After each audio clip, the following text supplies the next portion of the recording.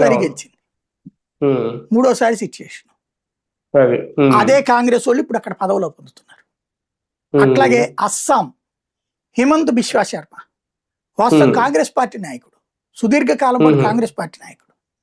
అతను కాస్త ground reality concern ఉన్నాడు, గిరిజనుల పట్ల ప్రేమ ఉన్నటువంటి వాడు. గిరిజనుల్ని బెంగాల్ నుంచి వస్తున్నటువంటి ముస్లింలు తొక్కేస్తున్నారు, ఇక్కడ అమ్మాయిని వాడేస్తున్నారు, గిరిజనులే తిరగబడుతున్నారు స్వామి అని వెళ్ళి రాహుల్ గాంధీకి చెప్పాడు. ఓయ్ మనం సెక్యులరిస్టులు, హిందువుల నాశనం అయితే నష్టం లేదు కానీ ముస్లింలు ఎదగడం ముఖ్యం, మనం సెక్యులరిజం అంటే అది అని చెప్పాడు రాహుల్ గాంధీ.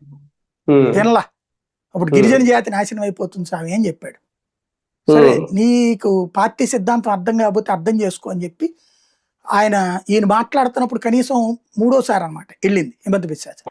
వెళ్తే కనీసం మూడోసారి కూర్చోడానికి కూడా అవకాశం ఇవ్వకుండా కుక్కకి బిస్కెట్లు పెట్టే చోటకి రమ్మనమని అక్కడికి పిలిపించుకున్నాడు. ఆ పక్కన ఆ కుక్కకి పెట్టిన ప్లేట్లో ఈయనకు 2 బిస్కెట్లు పెట్టి తినిపోమన్నాడు అనమాట.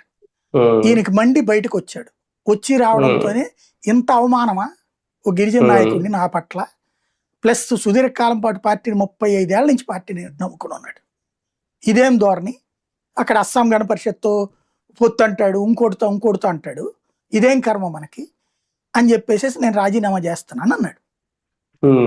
ఆ తర్వాత బీజేపీ అతన్ని